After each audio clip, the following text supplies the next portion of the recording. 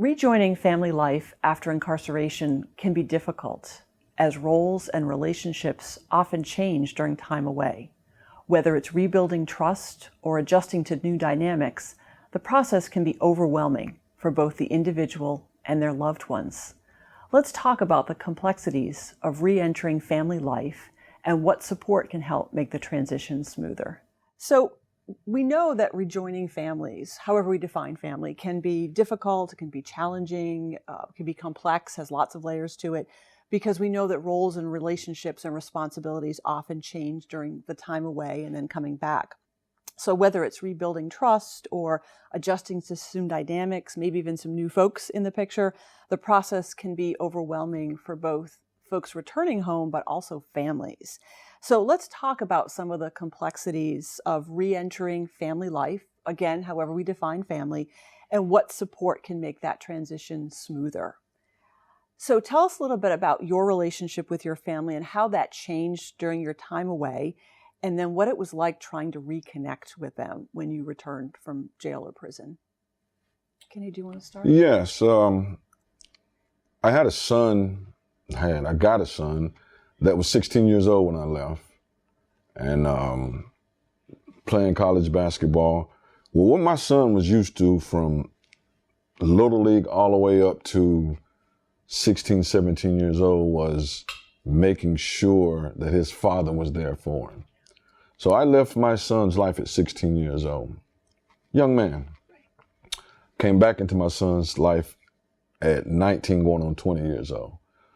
So the first adjustment for me was understanding that I left a teenager and I came back home to a young man. Now, me as a father, I wanted to come back in and say, hey, I got to go to work. I'm the man in the house. I got to make sure everything happens. But I had to realize he was the man of the house now. That transition was a little hard for me because as I'm quote unquote alpha male, my son came from me. He's the same thing. So when I walk in that house to just, hey, I'm home, daddy's here, you're going to do what, it's not like that. So I had to have that understanding and that transition, and communication was the biggest thing to let him know and let myself know, and his mother that was also there, that, hey, I didn't come home to take over. I came home to be together and transition together from prison back to being father/man in the house. And I share this with you. I didn't come to take it from you. It was how I dealt with it. It sounds like it was a little sobering. Yes, right? To very, come back and very, say, whoa, yes. 3 years is not a lot of time, but it is a lot of time, right? Well, 16 to 19. That's what I was going to say, the transition. If I leave and he's 10 and I come back, he's 13. If I leave, he's 9. But he went from young man, teenager, to young man. So a lot of things, puberty's coming through, things are changing. So that was the big change for me because like I said, he was so used to me because he played sports. So he was so used to me being there for him and doing things with him and for him. And then for that 3 years, he went to college, was playing college ball, dealt with injuries, and I wasn't there physically to help him get through those things. So a lot changed just because of the age, even though it was 3 years, like you said, but it was because of the age and where he was in life. And I'm going to guess you changed a bit in 3 years. Yes, without a doubt. Yeah, without a doubt. That, prison is a speaking of sobering. Sobering and humbling experience. And I have a little different perspective because I was also a correction officer before. Okay. So I seen both sides of that spectrum. Right. And so when I left home for prison, and it was a whole nother change for me because, I'm going for having 2 tickets to getting the charge I had to actually getting prison time. So it was a kind of a shock to me. I'm gonna keep it honest with you. The only thing that kind of was, I've been in the military. I'm a Gulf War vet. So I've been on ships where I was out to seas for periods of time. So I kind of, in my mind, kind of put that with going to prison. Okay. That, hey, I've been away from my family, even though I know when I was coming home and, 3 or 4 months or 9 months. So I kind of used that mentality as I was doing my time. So that kind of helped me through that a little bit. Okay. Thank you. Yes, ma'am. May I piggyback off that a little bit? Please, yes. What I hear both of you saying is that while you're away, you changed. Yes, So is it possible that also while you're away, family members change? without a doubt. So would it be helpful to say, let's be committed to learn who each other are now? Yes, and that's a great point, because not only mentally, physically, your money that you was making is gone from that household. Like I said, the physical part of being there to talk, okay, you make phone calls and you write letters, but there's nothing going to prepare you when you've been gone, and definitely for these guys, more time than me, but when you've been gone for a while, there's nothing that's going to prepare you until you do it when you walk outside that gate and you're back in the house. So yes, the change definitely happened. And then like you were saying, the communication to come back together is a very big part of what you're dealing with, when you do return home. Yeah, for me, it was real difficult because I got 5 kids, but one of my kids, my daughter, her name is Lisa. She was 6 months when I left the streets, so we never had a relationship. So I can remember being at Caledonia. It's a facility in I think it's in Roanoke Rapids, and getting a letter from her mother, and the letter said, "This is your daughter. Do you want to tell her what happened, or do you want me to tell her what happened?" So I said, "Nah, I want to be the man to be able to tell her what happened." So I told my daughter the whole story when I saw her, because I was at Orange Correctional Facility when I first seen her. And when I seen her, I was trying to be a father out the gate, which did not work at all. At all. It did not work, because she didn't know who I was. So I can remember going back and telling him, "Hey, look, this was going on. My daughter, she's fighting against me and this and that." And he said, Well, what do we tell kids? Don't, be careful of strangers, exactly. right? And yet here you Exactly. are, like, I'm dad. Right. Like, but I didn't feel like that. I feel like I was still dad. Right. You know what I'm saying? But the thing was, we didn't have no relationship. Yeah. So by us not having that relationship, she was like far off. She was real far off. So I can remember telling him one time about what was going on. And he was like, "Look, if I was you, I just let her be for right now. Let her process everything and then come back." God is good, because I think about 3 years left of my sentence, she finally came back. We talked. I explained to her the situation, what happened between me and her mother, and our relationship is great. But I had to give her space though. And once I gave her space, she kind of understood where I was coming from, and I understood where she was coming from. So I say all to say this right here. Sometimes we just gotta give people space. Let them look at everything for what they want to look at it, and then you look at it for what perspective you look at it. I love the fact that we've now already covered 2 age ranges, right? We've talked Yeah. a little itty bitty, Yeah. 6 months, where Yeah. they're figuring out the world, Yeah. to a 16-year-old to a 19-year-old, right? And just Right. thinking about how things are similar and how they're different, Right. depending of the age of the child when Yeah. you went in, and then Yeah, because she didn't even know me. She didn't know me at all. So in me trying to be a father to a child that don't even know you, that's crazy. You know what I'm saying? But I didn't understand at the time, because I was so happy to be able to be in her life, and her knowing that her dad is getting out soon, and I just want to have this relationship with her. But I was forcing it, and you just can't force that. I know a lot of times we see parents who are returning home. They try to make up for time, so they start buying things, and so that builds an abnormal relationship. So Right. now, and can you talk a little bit about that, about how you circumvented that or prevented that from happening? Well, I didn't put no pressure on her. I just didn't put no pressure on her. When she came to visit me, I didn't talk about trying to be her dad. I was just trying to find out how we could build our relationship, and then come back to that as a father and a daughter. You know what I mean? So when I gave her space and really try to break it down to her that I'm not trying to be your father as in making you do this and making you do that. I'm just trying to find understanding where we could be father and daughter again, and have the wonderful relationship that I want to have, hopefully that you want to have. And when I did that, it made life so easy for both of us. Will, the man who gave some good advice. Yeah, I'm wondering, I don't know where I got that advice from, but I didn't Take credit return, for it. Take the credit. I will. I didn't return to children. I don't have any children. I was thinking about what Kenny said about him returning to a grown adult, but when you left, he was 16. Going into prisons for me as a 21-year-old, I had to grow up as soon as I processed into prison. So that the description of the dynamic between the 16-year-old and the 19-year-old was what I went through in 30 seconds, because prison doesn't afford you to be a 20-year-old. The mindset, the energy, you have to grow up. You have to be more mature, old. You have to be an old soul, no matter how old you are, because they don't have any room for that transition. And in my reality, my cousins that I was very close to, which were this big when I went to prison, after 25 years, they were 3 times that height. And it was like being stuck in a time warp, because they remembered me as the 21-year-old. I got out of prison, I was 45. And they still remembered me as the 21-year-old. And we would always remind each other, hey, I'm not 21 anymore. And that was hard, because nobody wants to accept that time gap, because it reminds them that you weren't there. I didn't like how it felt, and they were confused, like, huh? What are you talking about? You're the same person. You pretty much look the same.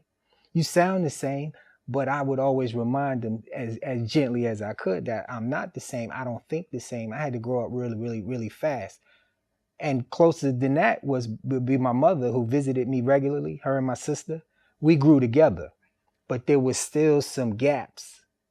We only could see each other on weekends for 2 hours at a time. So you do the math, for 25 years, 2 hours out of a full 7-day week, that's not enough time to know anybody. So when I got out, they still thought that I liked a lot of the same things that I did before I went in.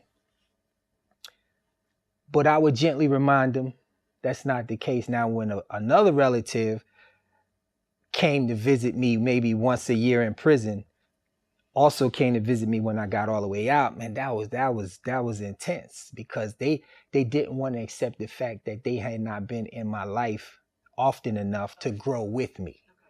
And that was kind of painful for them, more so for them than me, because being in prison, I had to accept the reality that, look, I'm gone. And I had natural life, so I had to accept the reality I might not ever see them again. So I was forced to grow on my own, in my own way, with or without them. Fast forward, I get out of prison. And when we talk, I'm the 21-year-old. I'm the age that I was the last time they saw me before I went to prison. And I'm so much different from that guy. And no matter how much I would tell them, to this day, some of them still have not accepted it. They'll call me right now and say, did you see the football game? Your team was playing this weekend. And I'm like, I don't even, that's not my team anymore. That's not my team, right. And it's like, huh? It's been your team all your life. And I remind them the power of me being able to say, I don't like football anymore. And it would be a long silence. And it would be like, they didn't even hear it. Well, let me tell you about the game. You probably were busy. And I had to give up some of this aggression to show them I was different. I had to let them have that. I kind of liken it to dealing with a loving grandparent that's of age, that remembers you at their favorite stage in life. And to them, that's all that matters. So I warmed up to that, and I let them have that. So I assumed the position for the sake of camaraderie and for the sake of love and for the sake of being family oriented. But when it was over with, I'm like, will they ever get it? I don't even care about football no more. So I understood. That's just one of the things that came along with being incarcerated for a long, long time. You lose so much. Yeah. Could you, I know we spoke earlier, and you told me about the dynamic between you and your dad. Can you talk about that, about him expecting you to be the same will? That's probably the most sensitive, because I hadn't seen my dad since I was 13. I went to prison at 21. So he was out of my life. I got out at 45, so he was out of my life 30 plus years. And I remember I hadn't been home by maybe 3 days, and I wasn't familiar with phones. I knew what they were and how they work. I didn't carry it everywhere. So I would leave my phone all day in the house on my bed, and I'd be out and about with my mom or my sister running errands. When I finally got back, I'll probably have as many missed calls as the phone could hold. And half of them were from him. And then when I finally figured out how to listen to voicemails, I heard this agitation in his voice. When I called him back, he said, what's wrong with you? I've been calling you all day. You got a phone. Why won't you answer it? And then immediately I stopped, said, hold up, time out. You don't know me. It's been a long time. And by the way, this phone is not an extension of my hand. I don't take it with me everywhere I go. I do now because I done got reacclimated to life out here. I know how important it is to my lifestyle. But at the time I had to remind him that, man, it's been so much time between us. You don't really even know me and I don't know you. And I asked him, can we get to know each other? Because if not, this is going to be a problem. And he said, well, I was just concerned about you. You've been gone all this time. I wanted to hear your voice. And I said, I appreciate that. But tone it down a little bit. The space you talked about. I'm trying to find my way. Being in prison, again, is like a household goldfish in a fishbowl, right? And when you're in prison, you navigate that prison so much for so many years, you could do it with your eyes closed. Take that goldfish and drop it in the ocean. It's too much. It's overwhelming. The phone, family, everybody, friends coming wanting to help me get reacclimated. Everybody's bum rushing you all the time. It's sensory overload. So a lot of times I would go to my room and I would just sit there and watch the ceiling fan. And my sister would come. You all right? Come downstairs. The football game is on. I'm like, I just want to just be still. Then the phone is ringing. I don't want to answer it, but with my dad, it was a piercing reminder of how long he had been out my life anyway. And I never got a visit from him while I was in prison. So within myself, it's a war going on. Do I hold that against him? Do I throw that at him? Do I blame him for not being there? Or do I want to keep on healing myself like I was doing while in prison and I guess share more grace to people? Because everybody don't know what to do when somebody goes to prison. They don't know. We don't know how to do the time. And people don't know how exactly to support you. And you don't know what to tell them that you need. You're learning as you go. And he soon passed away, but I did go see him and spent some time with him. And I'm glad that I was able to do that. And I told him I loved him. And I said, man, as much as we can, let's get to know each other. Yeah, I acknowledge that I'm your son, no doubt, and you're my dad. But there's too much space. We have to take intentional steps to close that gap. Yeah, it's just he just brought something to my attention because I remember, my dad passed away too about 4 or 5 years ago. My dad, he never came to see me either while I was in prison, right? And I can remember when I first got my map, and that's another story. But when I first got my map and I called and I told him, I said, hey Dad, I'm about to get out in about another 2 more years. I'm about to get out, and it's like a silence was there. You know what I mean? Like, he really couldn't process what was going on. And I was like, oh, you hear what I said? I said, I'm about to get out. And he was like, oh, yeah, I heard you. He said, but I want to tell you I got cancer. Right? So now on my end, it's a silence right there. And it's like, I never got the opportunity, to sit with him and just tell him, how much I loved him. So I said, I love you on the phone. He never said he loved me back. And to the day, I didn't understand why he never told me that. See, when you were in prison, you look for that type of love from your family members. And then when you don't get that type of love, it hurts. Right. Especially when you said it. Yeah. So when he said that about his dad, it just brought back some memories that kind of like, touched me a little bit. And I just wanted to get that out. That's all. But, when you're in prison, you need that support, especially for family members. And some family members just don't understand.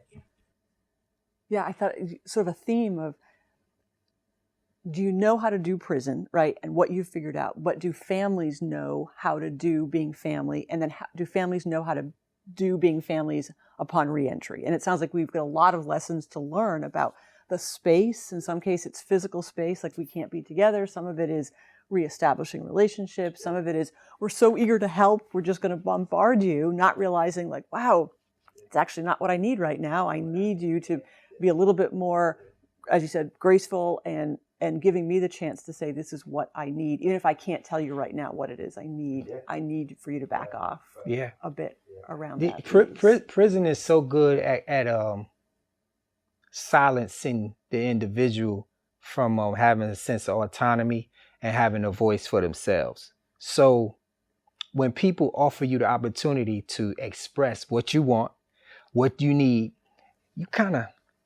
you're suspicious of that, because in prison, if you are assertive, if you're articulate, if you know how to express yourself, you're penalized, you punished, you reprimanded, you labeled, right? So even with me having a shoulder replacement, nurses are nurses, doctors are doctors, constantly coming in and out of my room, right? I'm like, man, what's this about, man? What else y'all want me to do? And you okay? How's the meds? How's the shoulder? What's the level of pain? I'm just constantly saying I'm fine when I'm really not, because I don't try. It's too much real sense of concern, and we're not used to that. We're used to cowboy style, tie something around it, tie it real tight and keep it moving, because that's the nature of that place. And when you start experiencing, I guess I would call it human kindness, genuinely, it's really weird. Yeah, why you keep checking on me? You must think that I'm doing something that I'm not supposed to be doing. As much as I could lift my arm, look, you can see my hands. They right here. And that's the psychology. That's the mindset that you leave that place with. He and I were in the store today. 2 stores next to each other, 2 gas stations. He went in first, came right out, and went in the next one. He was looking for the restroom. The first one didn't have a restroom. I went in shortly behind him. The lady behind, I have this on. I'm walking around the store. The lady at the register, she's looking at nothing but this. So you know what I do? I open it up, because in my mind, she thinks I might be shoplifting. She thinks I might have stuffed something in my arm. I pay for what I had. I take my time, open it all the way up so she could see clearly. And she said, oh, what happened? I explained to her. When I get back to the car, he's coming from the other gas station. Without saying a word, we just kind of laughed at it, because he went in there first and he said, yeah, man, I know. I got the same energy when I went in there. That's a constant thing when you've been in prison. You always feel like you're under some suspicion. So you walk around with your hands up all the time, right? For nothing. Mentally, if not literally. You always feel that way. I know I do. And you didn't get out of prison last week, right? Like, how this is after I've been how out much of prison time? 8 years now. Right, after how much time? Still having that energy, that sense of, I need to show both hands. I need to unwrap my cast to show the world that I'm not doing anything wrong. Again, this happened last week, and you say, well, that's short term, right? This is, almost a decade now of still that feeling that I need to prove. And just to kind of piggyback off of what they were saying about prison, how they're emotionless with that. So my mom passed when I was in prison. And so I got the phone call from home. So I go down to I do protocol. I go down to the office and say, hey, my mom passed away. And they tell me everything I needed to get together. Make a long story short, they didn't let me go home to see my mom. They didn't let me go to the funeral. But their way of dealing with, are you all right? Yeah. No, my mom passed. So no, I'm really not all right. So their way of dealing with that is, hey, you want to go to the hole and lay down and relax down in the hole by yourself? So everybody knows, well, not everybody, we know that's the coldest place in the prison. It's the most loneliest place in the prison. But their answer to help me was, do you want to go to the hole and lay in the hole for a couple of days to get over that? That's how emotionless they think. That their actions are to the actions that you, or the things that you've had that's happened bad, is to send you to the hole. So yeah, let's just give you some of the emotionless things you run into when you're in a prison setting. And you don't turn that back on. Right? Exactly. It's not like you come out, my guess is that you come out and say, oh, now I can share emotions because I've got this great support. There's no consequences of sharing, so I'm going to be, upfront and open and honest. And all three of you have talked about the loss and grief, right? Which is a whole nother segment, right? But thinking about how you handle loss and grief, whether it happens while you're in prison or as you're transitioning out. I mean, those are difficult topics of themselves. Now you add the environment and not having that opportunity to be there with others to celebrate her life and mourn her loss. Yeah. Well, this is so impactful. But if I can revisit what you were talking about earlier, about how, people suspect you, so if you used to help someone else, what advice would you give them how to get over that? Or what do you tell yourself to keep from getting upset because people may be expecting you to do something or commit a crime? I think about, my core circle are a bunch of guys that have done different lengths of time, and we kind of counsel each other. We talk about it all, and I learned more and more about grace. I would be doing myself a disservice, adding frustration to myself to expect you to understand my mindset, my experiences, and how I've been shaped and molded by my sentence. And we have to remind each other of that all the time. Man, they don't know what we've been through. They don't know what our existence is like. They just don't know. So we'll vent to each other about it, but we try not to label or pass judgment on that individual that's kind of sparking these feelings. So we sometimes shake our head on our way out the door. Like, that's terrible anyway. That's poor customer service regardless to suspect me or make me feel that way. And when we find a space in life, whether it's personal or professional, where we feel accepted and most comfortable, we tell each other, hey, go here. You can really be yourself there. You can really relax. Yeah. You can let your hair down over there, but give ourselves grace too. Give ourselves some grace, because we hold ourselves, we fight so hard to keep those demons in a cage. We had to give ourselves some grace, because sometimes we lose that fight in different moments, right? But we tell each other, hey, hey, your life is on the line. Your sanity is on the line. Your mindset is on the line. Get back in there, because people might not ever understand or want to ever understand, because they feel like you've been someplace, you deserve to be there, and however that place affected you, that's what you get. And we find that it's not a lot of compassion out here. It's not a lot of understanding or empathy. It's so much judgment. It's so much unrealistic expectations. It's so much pull yourself up by your bootstraps thinking. And to me, it's just not enough empathy or even desire to understand. And because of that, we got to keep it tight. Because if I can't go to them and expect understanding, then I'm going to really think that I need to go somewhere, because I'm going to think I lost it. Right. Yeah. Right. So if I don't get, they don't have to agree, but understanding. If I can't get perspective from guys that I met in there, that I have camaraderie and friendship and brotherhood with, man, I really might get my other shoulder changed and get another shoulder, because, man, I mean, seriously, it's a constant. See, remember this, you don't get a break in prison. No spring break, no Thanksgiving, no Christmas, no birthday. It's all day, every day, right? And that itself is enough to erode you mentally. You just don't get time off. It's nonstop, even when you're resting. I mean, he's a Gulf War vet. I don't know what that was like, but whatever mindset, whatever energy, however he had to stay ready for whatever in there, he got a break. Am I correct? Oh yeah, he was coming home eventually. Right. Yeah. Right. And you know when you're going to get that break, correct? In prison, it's no break. And when you leave, you still cut your eye at the place, because you got to remind yourself that you're not there all the time.